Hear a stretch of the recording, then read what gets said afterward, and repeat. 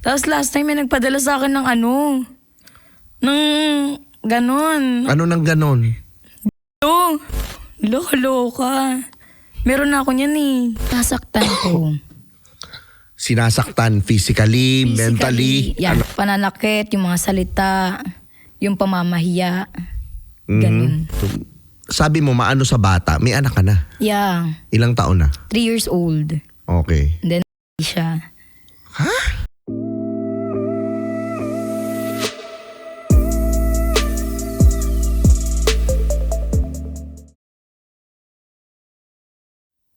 What's up mga Skynam? Welcome to another episode ng Tio Bray Podcast. At syempre nandito na naman tayo sa Tritone Studios. Maraming salamat sa Tritone Entertainment. Kung gusto mo naman ng ganitong content, mag-subscribe ka dito sa channel. Help us reach 1 million subscribers. Pwede rin pakinggan sa Spotify. At maraming salamat nga pala sa mga nakikinig doon, nagko-comment. At syempre nagla-like kasi importante ito sa channel natin, both Spotify and YouTube, para mas madami pang maabot tong programa natin. And also, Pikutin Perfume ni Tio Bray available na sa Shopee, sa TikTok at sa Facebook. So magandang episode na ihatid ko sa inyo ngayon dahil as usual, magaganda na naman ang ating kwentuhan ngayon. Hindi yung babae, no? Yung kwentuhan. Grabe. Yan. Oh, yan. Maganda yung babae, maganda yung kwentuhan.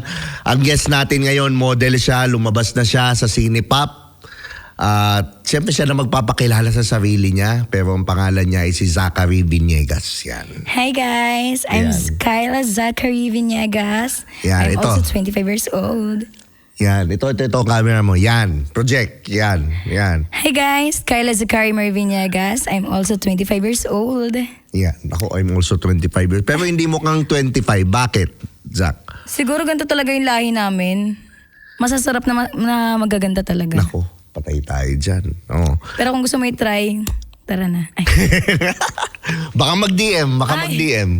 Wag muna. Baka mag-DM. Single ba taken si Zach? Taken. Okay, taken na. Okay. Ilang taon yung naka-taken? Ilan ba sila? Ay, madami.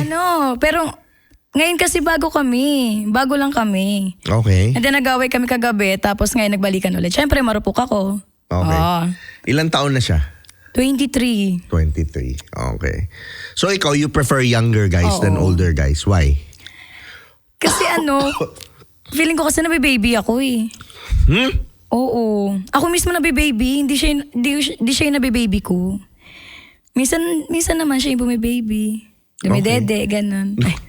Patay tayo dyan. Pero nabibaby, sabi, meaning, ikaw ang nagbe-baby o ikaw ang bine-baby? Ako yung binibaby. Ng 23 years old? Oo.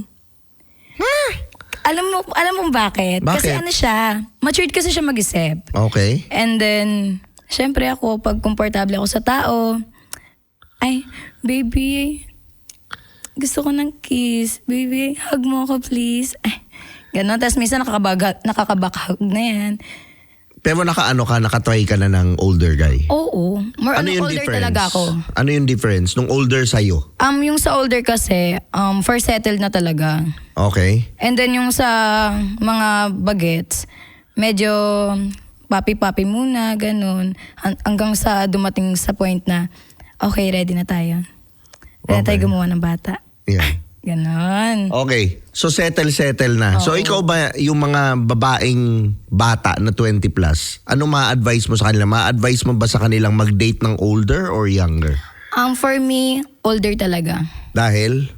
Kasi na yun eh, may experience na yan sa lahat ng relasyon eh. And then may experience na yan sa lahat. Kung gusto mo ng matured, meron naman. Kung gusto mo mag-settled na, ready na yan. Mga ilang taon when you say older?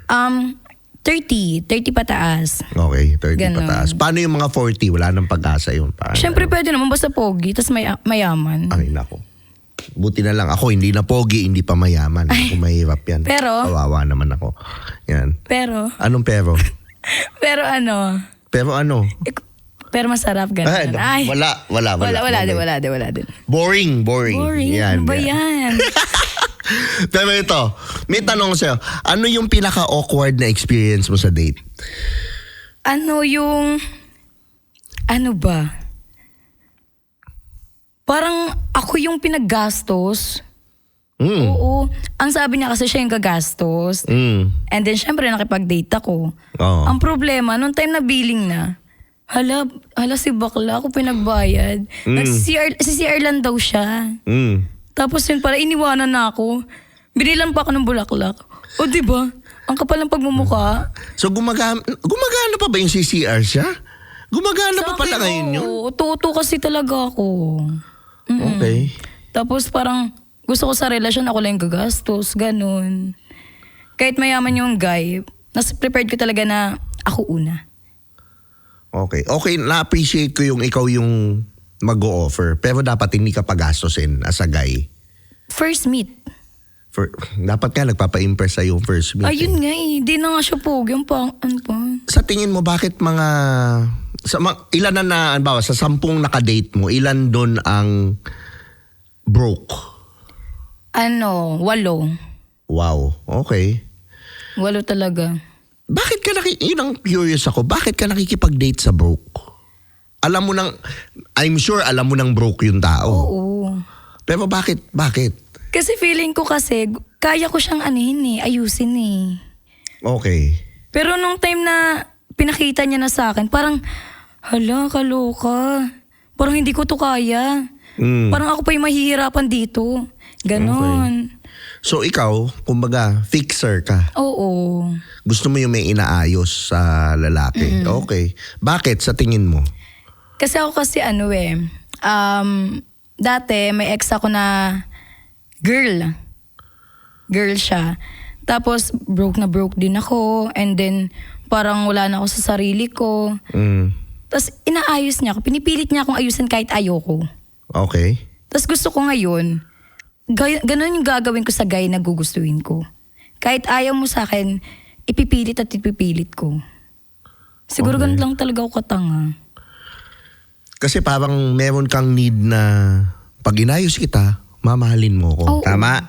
Oo, tama. Pero sa tingin mo, tama ba yun? Hindi. Okay. Pero wala ganun lang ganun ginagawa ko. Di ko rin alam ba't di ko kayang tigilan. Oo. Ang parents mo ba together pa? Oo. Okay. Nung bata ka, hinahabol mo ba yung affection ng parents mo? Sobra. So, ano yung parents mo? Avoid at hindi sila kumbaga hindi sila mahirap makuha yung attention. Mahirap makuha attention So nila. ganun ka. Pang ilang anak ka? Pangalawa. Okay, so that explains it. Parang yung parents ko kasi dati kasi nakaranas na talaga ng pambubugbog ng parents ko. And then, siguro nung bata pala ako, nag-start na yung cheating Nino? ng mother ko. Okay. And then, pinipilit ayusin ng father ko, kaso hindi niya talaga kaya kasi talaga si mama. Hindi mo maiiwasan na wala akong makitang any chat, wala akong makikitang landian mismo. Tapos, magugulat na ako, pinapahiyan ako sa maraming tao, like sa mga event, ganun. Tapos magugulat ako kasama niya pala yung kabit niya. Walang alam yung father ko. Okay. Tapos nung nalaman ng father ko, sinabi sa akin ng father ko, naku, bakit ganun? Bakit hindi mo sa akin sinabi? Ba't di mo sinabi sa akin na may lalaki pala yung nanay mo? Sabi ko pa, hindi ko naman din alam kasi bata pa ako. Sinabi niya sa akin, akala ko ba mahal niyo ko? Akala ko ba ayaw niyo ako nakikitang nasasaktan? Pero bakit ganun?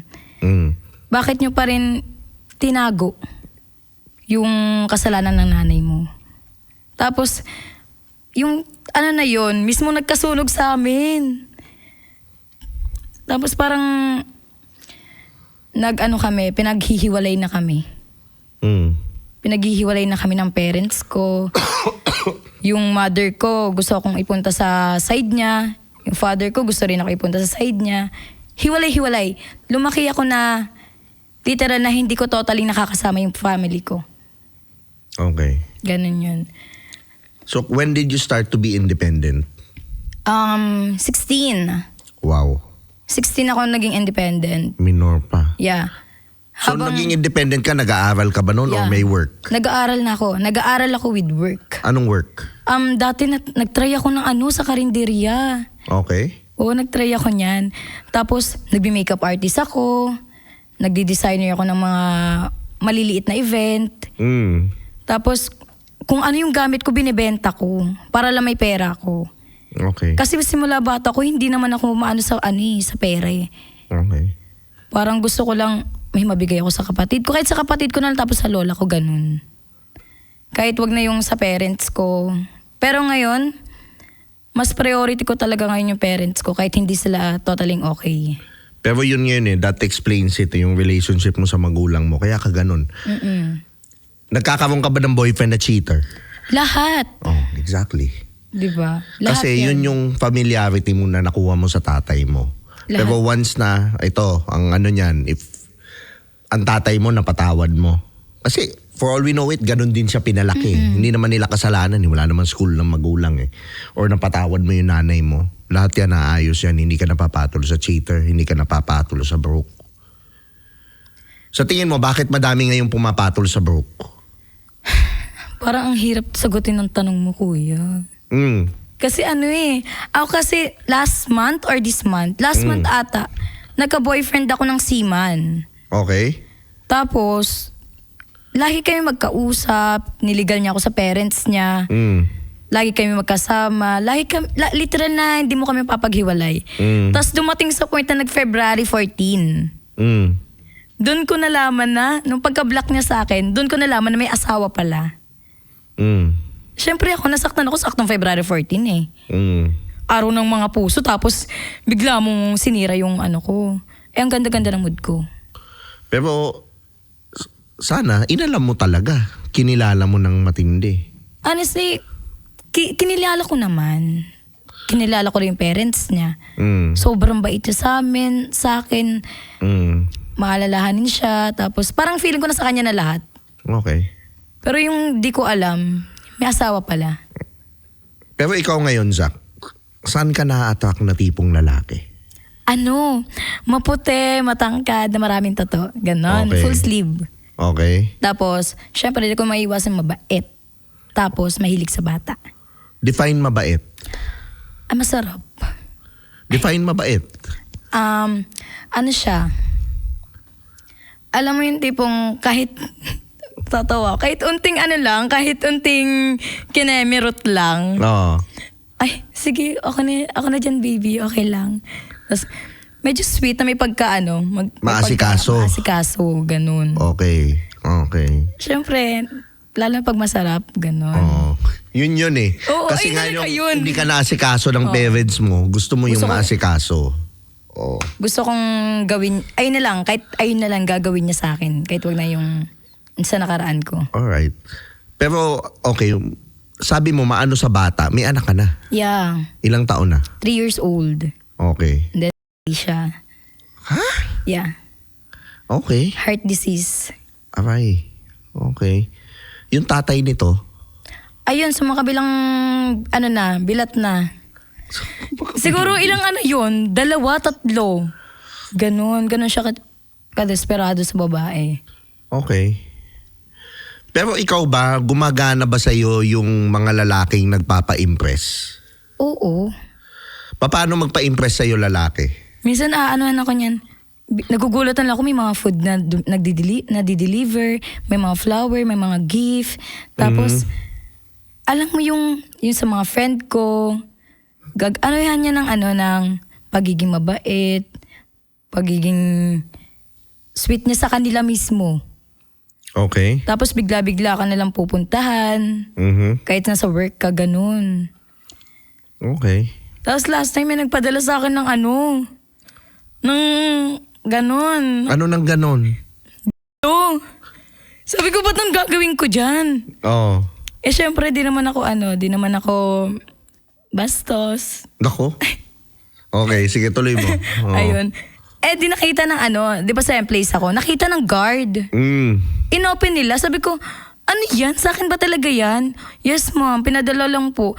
Nino, wala pong pangalan. Loka. Meron na ako niyan eh. Another na naman, di ba? Pero okay lang, naman siya, mga ganito naman siya. Tapos silicone.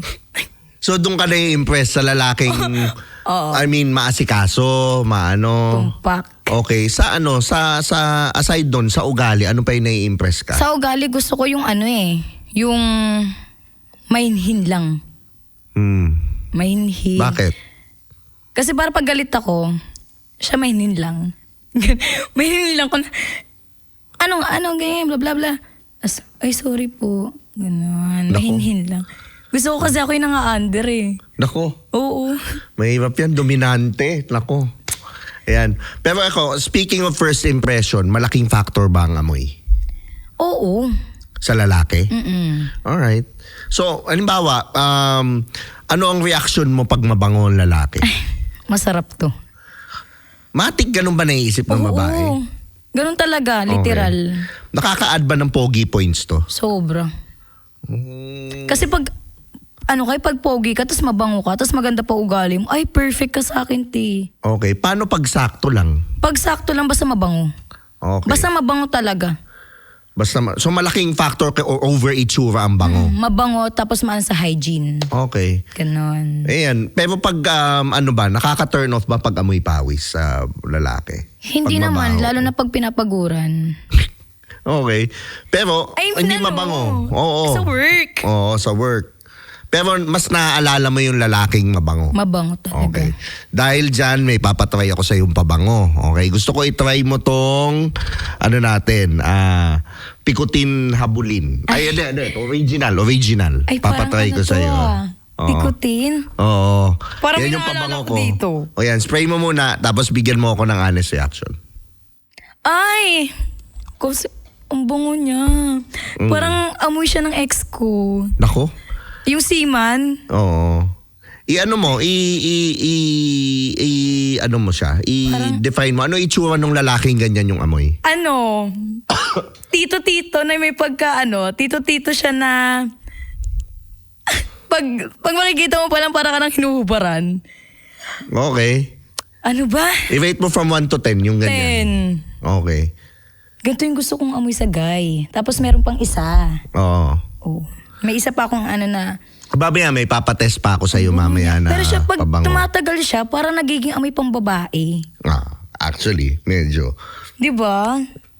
Pero so ma-recommend mo sa mga nanonood yan? Guys, kung gusto niyo ng yung mga boylet niyo na masasarap ha, pandagdag points. Pag inamoy mo para ka ng nakikilit parang ganun. Try nyo na. Yan. Masarap siya. Lalo na pag pag kabit ka. Ay.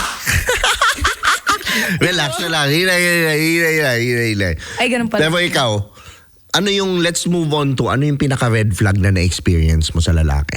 Aside dun sa ikaw ang pinagbayad ng date, ano pa? Sinasaktan ko.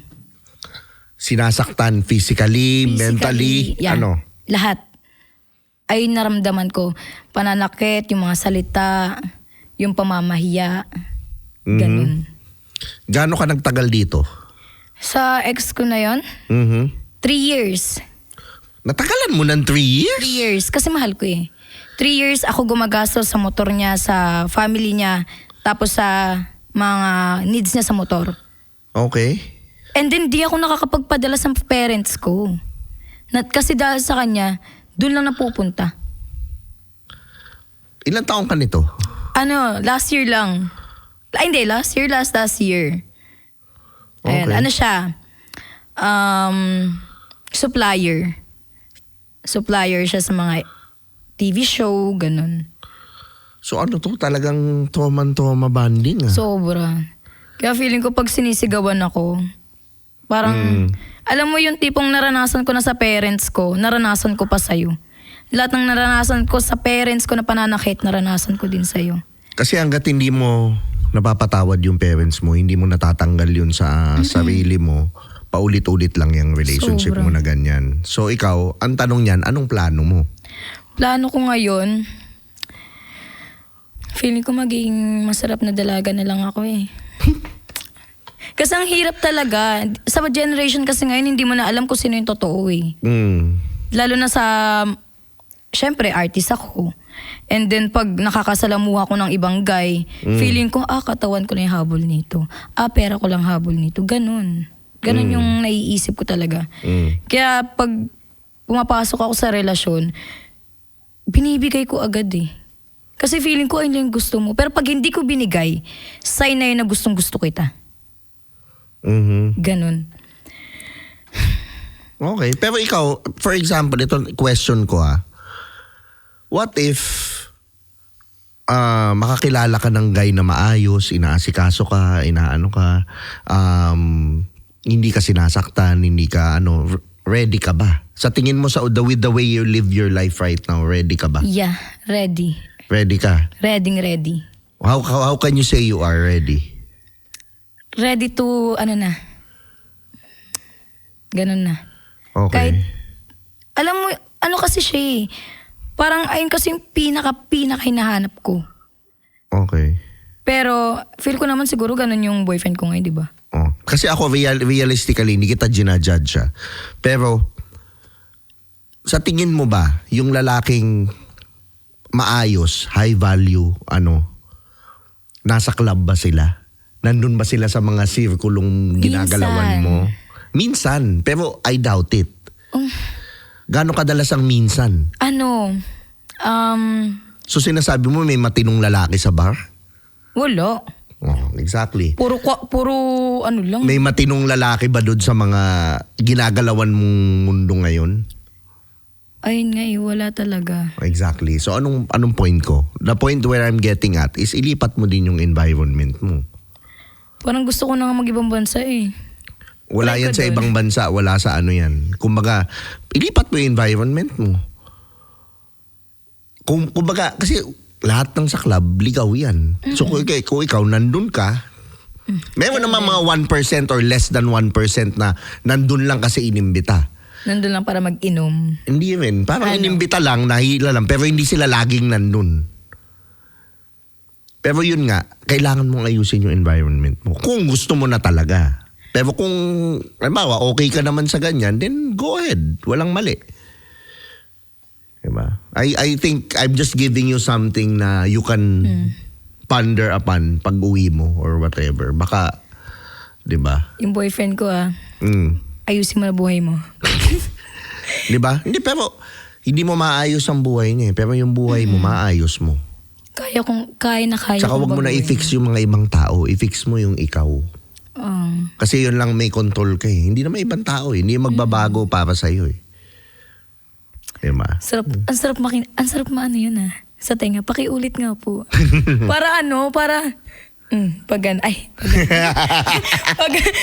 iba pala. Pero ikaw ba natuturn ka sa lalaking clingy?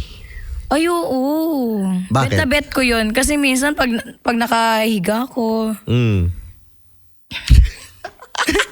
Talaga kinokonekta mo doon. Babalik mo doon Tapos babalik mo doon eh. Pag magluluto ako, may kiss yan, nakahag yan, ganun. Kiss sabay hug, no? Oo. Naku, patay tayo dyan. Hindi, iba kasi nasa isip mo. Pag nasa higaan na yun, siguro. Ay ba, ikaw yung nasa isip mo yun, nasa isip mo. ko ba yun? Mabait ako eh. Wholesome na nga to eh. Yun na nga. Siguro nga. Parang ang hirap paniwalaan yun. Pero ikaw, ano yung pinaka-weird na ginawa ng lalaki para sa'yo? Sa akin, kinain niya ng 5 hours. Sabi ko talaga, alam mo, nanghihina na yung tuhod ko, nangangatog na, ayaw niya pa rin tigilan. Weird ba yun? Weird na weird sa akin yun. Kasi sa akin, tumatagal lang dati na wala pang 1 hour eh. Tapos sa kanya 5 hours, hala, cute naman ang kamay mo. parang iba yun. Pero ikaw ba selosa ka? Sobra. Selosang selosa. Okay, ano yung pinaka-funny na dahilan na nagselos ka dahil sobrang selosa mo? Para ko explain to. Sa part ng work ko dati, kahit boss niya, kunwari kakausapin lang, or di kaya pagsasabihan lang siya, pupunta na ako dyan sa office niya. Para lang sumbatan yung, para lang awayin yung boss niya. Wala, kaloko, natanggal nga siya sa trabaho. Pag uwi namin, baby, ba't naman ganun ginawa mo? Boss ko yun. Ay na ng trabaho ko. Ay, baby, sorry na nga. Kasi ayoko kasi nakikipag-usap sa iba. Nagsiselos ako. Okay. Mayroon talagang ganun. Ako, toxic. Toxic ng yung selos. Naman. Pero oo, totoo. Di ba? Okay naman magselos. Kasi nga, pag nagsiselos ka, hindi ka naman magsiselos kung hindi mo... Yung mahal. Oo. Pero ilagay mo sa lugar. Ayun lang naman yung time na yun. Ngayon hindi na, promise. Anyways, nawalan pa ng trabaho. Ang lala. Okay lang yun, wala na rin naman kami. Okay. Oo, nag-cheat siya. Pero speaking, doon naman tayo sa... Para sa mga lalaki. Ano yung mga hindi naiintindihan naming mga lalaki tungkol sa babae? Alam mo yung tipong kahit nasa work ka, marami pa rin talagang nagmamatch siya eh. Para sa akin, like sa partner ko ngayon, pag, syempre may mga cousin ako, mga guide, literal na lalaki. Tapos, kahit pinsan ko, ang dami niyang ginagawa na ikakasira namin. Okay. Na, alam mo yung tipong, bigla-bigla niya na lang akong iba-block. Pero hindi daw siya nagsiselos. Sabi ko, ang tawag mo dun. Diba? Tapos, minsan magagalit na lang ng wala naman akong ginagawa. Para kang babae. Ayun lang naman para sa akin. Pero, siguro nga. Pero itong ang behavior ng babae, bakit ang babae hindi niya masabi yung gusto niya? Halimbawa, for example, aalis ako, sabihin niya okay lang. Pero hindi naman pala okay sa kanya. Pero bakit ganun ang babae? Hindi niya masabi yung gusto niya kasi gagawin naman namin eh. Ako kasi ganyan ako. Hindi ako nagsasalita talaga. Pero pag sa chat, diba sa personal, pinayagan kita. Pero pag sa chat, tad-tad ka sa akin. Kasi feeling ko di ko mapagkakatiwalaan yung mga kaibigan mo eh. Tapos parang feeling ko, selosa. Feeling ko, unting lang, may makakausap ka na girl, na literal na lalandiin ka. Ang hirap kasi, pag babae ka, kailangan yung isip mo lang sa sa damdamin mo eh. Kasi once na ginalaw mo agad yan, inopen mo agad yan, may possible na literal na masasaktan ka. Hindi lang ikaw, kundi yung partner mo. Ganun. So ikaw, saan ka naiiritang habits ng mga lalaki? Talaga? Sa partner ko kasi puro club eh. So yun ang pinaka naiirita ka, yung Oo, gimmick ng gimmick? Gimmick lang talaga kasi nawawalan siya ng time. Oh, ikaw ba hindi ka gumigimik? Gumigimik ako syempre. Oh, yun naman pala. Pero lagi ko siyang ka-video call. Oh. Hindi naman dahilan yun. Huwag ka rin gumimik. Kung ayaw mo siyang gumimik, huwag ka rin gumimik. Hindi, pero naman yun. Siya ka naman kasi may mga kasamang babae. Ako lang minsan mag-isa. It's still the same. Minsan, nasa VIP pa ako. Be a good example din. Gets mo? Yung ayaw mo, huwag mong gawin. Oo. Sinabi niya ba sa akin yun? Oo nga no. Parang yun Pero let's go to simple gestures. When it comes to simple gestures na gagawin sa'yo ng lalaki, ano yung pinaka-attractive? Puro ko ano na sa utak ko. Whatever. Talaga? Ano ba? Kasi nag-random yan eh. Nag-random sa akin yan eh. Kung ano yung ginawa mo nung una, gusto ko, iba naman. Like, example? Baby, wag ka muna makinig ah. Mute mo muna.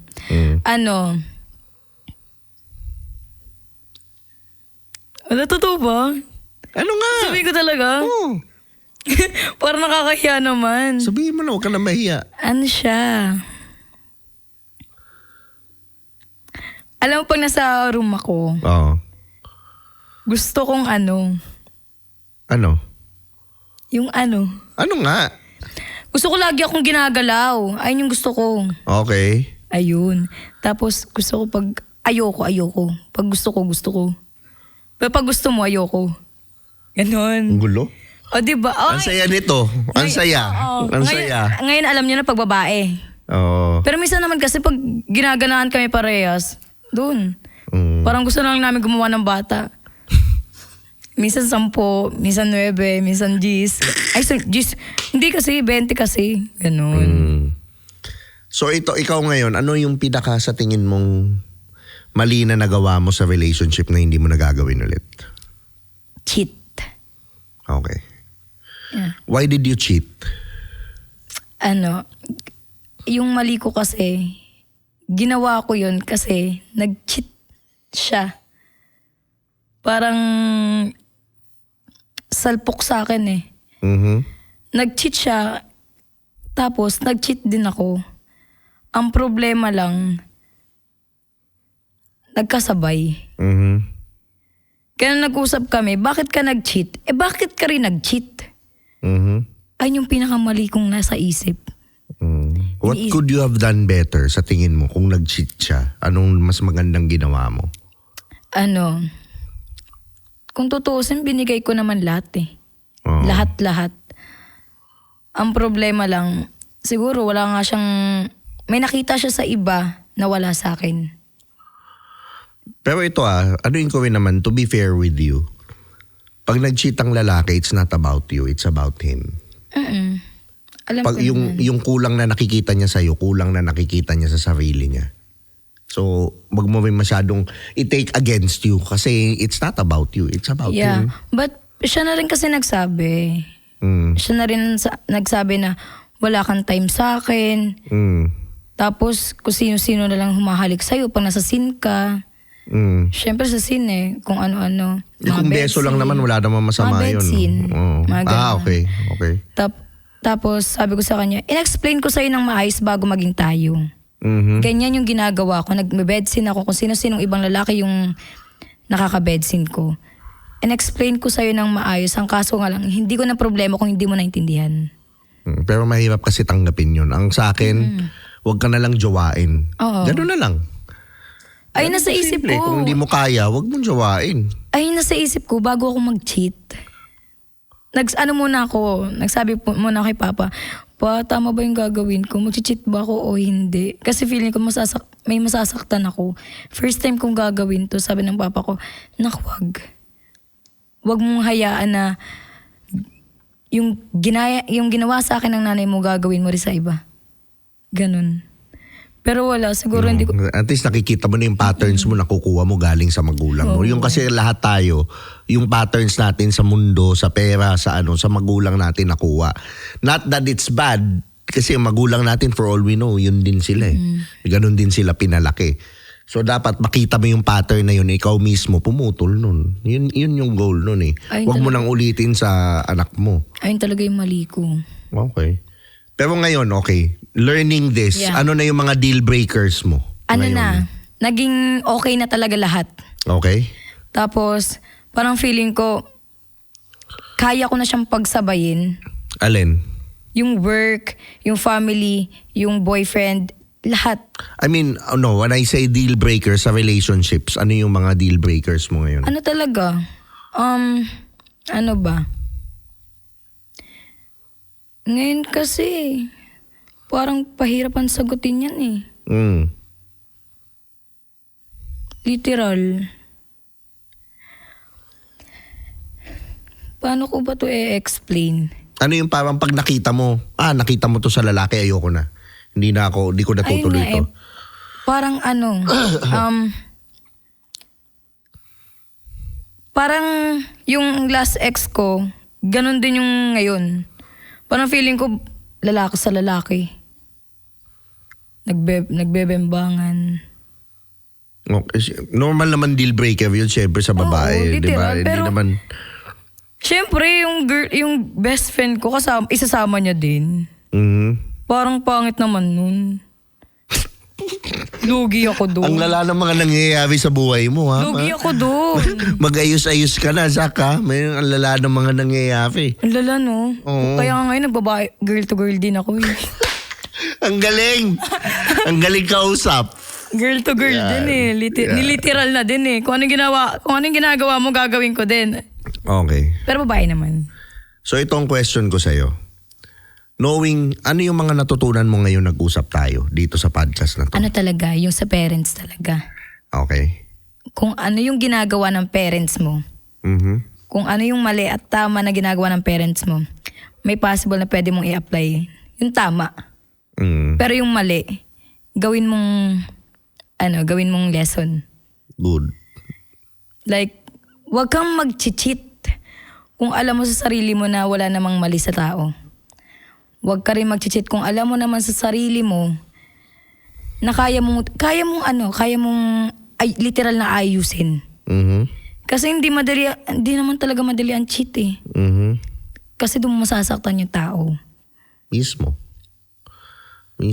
So ito na ngayon, may mga itatanong akong question sa'yo. Sasagot ka lang, walang dahilan. Mabilis ang sagot. Okay? Game. Ayan. Funny o serious? Funny. Sweet o dominant? Sweet. Text o call? Call. Okay. Coffee date, dinner date? Coffee date. Love o career muna? Career muna. Ayan. Loyal o adventurous? Loyal. Seloso o chill? Chill. Actor o businessman? Hala. Businessman na lang. Okay. Actor o content creator? Hala naman. Actor. Okay. Mystery or assurance? Assurance. Okay. Marriage material o enjoy muna? Enjoy muna. Okay. At least malinaw. So ako ngayon, maraming salamat, Zach, sa pag-guest mo dito sa podcast ko. Bigay mo sa kanila saan kanila mapafollow. Hi guys, ngayon may follow nyo ako sa TikTok ko. TikTok, IG, and Facebook. And then meron tayong isang TikTok dyan. More on movie ko. Mga lang naman, mga clip lang naman. Pero promise hindi nyo pagsisisihan yun. Anong TikTok yun? Zakari. Yun, Zakari lang. And then yung Facebook, Zakari Viniegas. Yung IG, Miss Zak. Okay. Ganda. Wala ka na ipopromote? Yeah, wala na. Ayan. So ako maraming salamat sa Tritone Studios, Tritone Entertainment, Picotin Perfume ni Tio Bry. Meron na sa TikTok, Facebook, Shopee. At syempre, kung gusto nyo naman ng ganitong content, mag-subscribe kayo dito sa channel natin. Help me reach 1 million subscribers kasi malaking tulong to sa channel namin. And sige, magkita-kita na lang tayo sa next video. Sabi nila ako daw ay pabling, ako daw ay pabling, ako daw ay pabling, at sa chicks daw